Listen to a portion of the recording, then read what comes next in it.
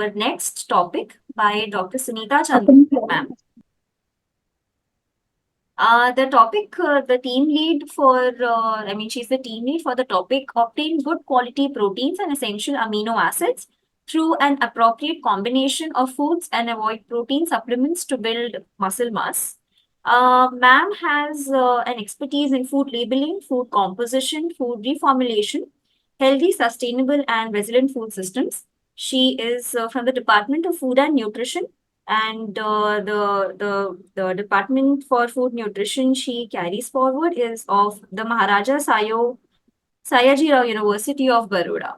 I hand it over to you now, ma'am. Thank you, Shivanshi. I'll share my screen, share the slides, and just let me know if the slides are visible.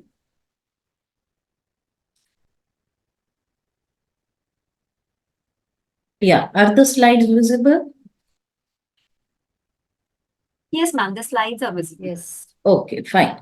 Thank you so much at the outset. Thanks a lot to the organizing team.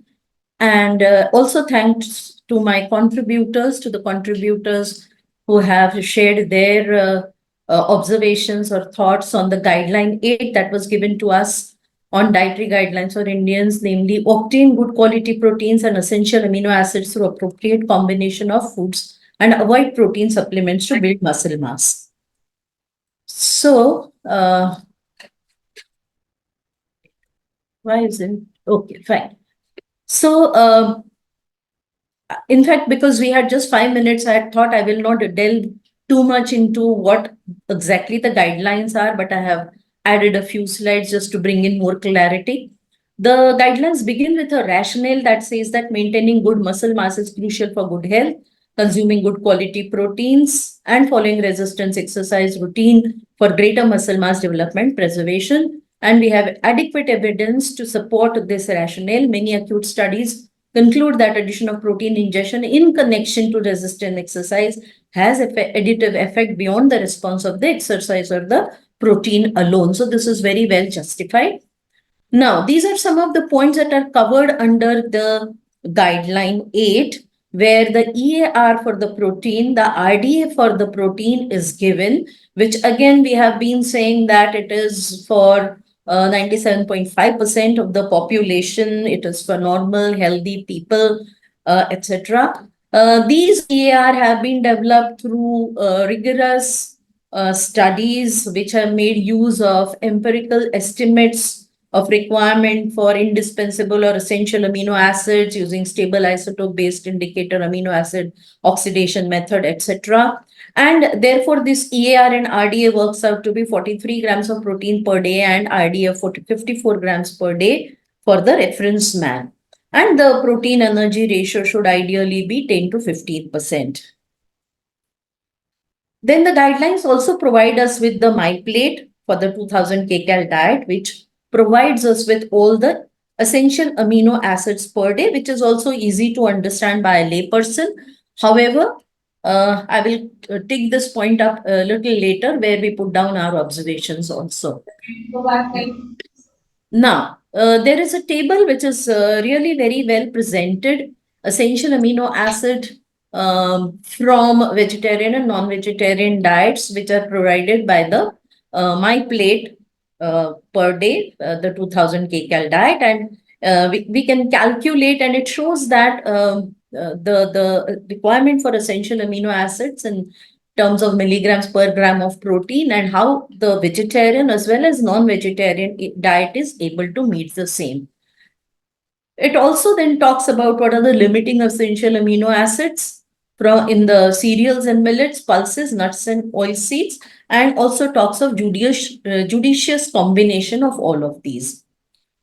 However, some of the observations that we thought we would like to make here is, these are the joint observations of the entire team. The first line of the DGI-8 note says that an adult's daily diet typically contains 60 to 70 grams of protein per day, which is more than what is needed. And I think this statement needs some ground truthing, because if this is, if we are talking of crude protein, then it's different. But otherwise, if this is, we are talking of the good quality protein, then this is not quite correct. The available data from Indian population studies, both urban and rural, show that the average intake of proteins per day is around 55.4 grams. The pulses, milk and milk products, nuts and oil seeds show 28.36, 66.04, and 79.38% deficit of energy as compared to the reference my plate, and therefore maybe we should drop this statement because it can be very misleading. Next, the dietary guidelines essentially talk about how can we obtain all the good quality proteins, etc. And the guidelines say the dietary guidelines provide essential data on essential amino acid profile for 2000 kcal. Now, this may be difficult for a common man to understand how to convert it into his or her requirements. So, the way we have a nomogram for BMI, if we could convert it into something like that, that would be really good. The guidelines also talk about judicious combinations of various food groups in order to meet the essential amino acid requirements. What we have been talking about since ages, the ratio of 3:1 for cereals and pulses, and how addition of milk and nuts and oil seeds can give us a good combination. So when the guidelines talks about how to obtain good quality protein, it does give the ratio of cereal to pulse, which is based on raw food weight, that can meet the requirements. And additionally, 250 ml of milk, if added to this, can really give us all the essential amino acids easily. However, the observation we have here is the statement non-vegetarians can easily source their proteins from recommended level, that is 700 to 900 grams per week, where an individual is then supposed to eat either 2 eggs a day or 100 grams of chicken or fish. Seems a little over ambitious considering the affordability of animal source foods. I think some of these concerns have been raised by previous experts also. So, how do we obtain good quality protein from our diet?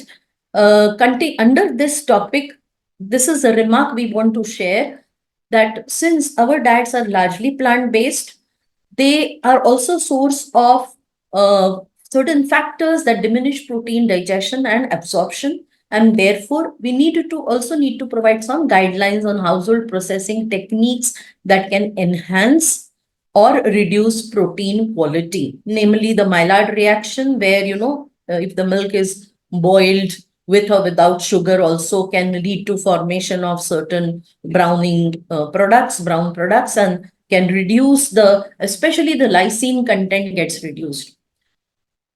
The guidelines also delve into how much protein do we need. This section should clearly state that most plant proteins lack one or more essential amino acids. There are statements like pulses and nuts are rich sources of protein, and that can be grossly misleading. So, if we put across a statement that there is a difference in the quality of protein provided by plants and animal source foods, that plants lack one or more essential amino acids, it will bring more clarity. Instead of saying that pulses and nuts are rich sources of protein, it can be a little misleading for the common man.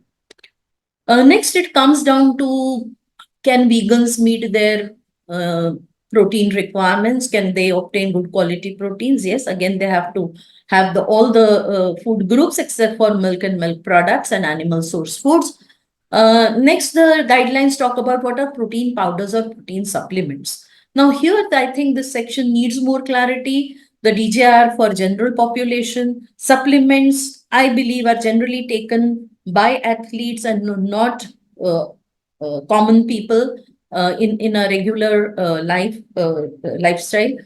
So athletes have special dietary requirements and guidelines on protein, and they are not available for Indian athletes. Therefore, discussing the use of supplements, if it is for athletes, is totally misplaced here. This can be dropped or avoided. Secondly, since we do not really know, do we really have data or understanding of how many people in a normal routine take? I have not come across over the last 20 years any such people, taking supplements. So this also needs to be considered seriously. In the section on protein supplements, The DGI needs to provide evidence on safe levels of BCA because it talks about our BCA. BCA are not safe. So, one, we need evidence on safe levels of BCA intake, tolerable upper limit for BCA before including those in guidelines. The available evidence, on the contrary, shows that BCA supplementation reduces creatine kinase levels, muscle soreness, especially when consuming a high dose of BCA longitudinally. There is limited research examining short term use of BCAs around 20 grams per day for up to 6 weeks in healthy adults has not reported any adverse effects. This is not to say that we are trying to promote, but this is just putting across evidence. And before we say that BCAAs or supplements should be avoided, we need to provide some evidence on the basis of which we are making these statements. Also, there is enough evidence which says that the supplements have been found to be not so safe, either high in toxins or microbial contamination has been found. I have not quoted those studies since I thought it was not relevant here. But these are some of the remarks or observations we have, and we would be glad to have more suggestions and also any clarification that is needed on what we have presented. So thank you. I'll stop sharing my screen. Thank you very much, Suneeta ma'am. Thank you so much for sharing these very, such an insightful session. I think everyone in the chat box is agreeing, and they are appreciating the presentation by you, ma'am. Thank you so much again.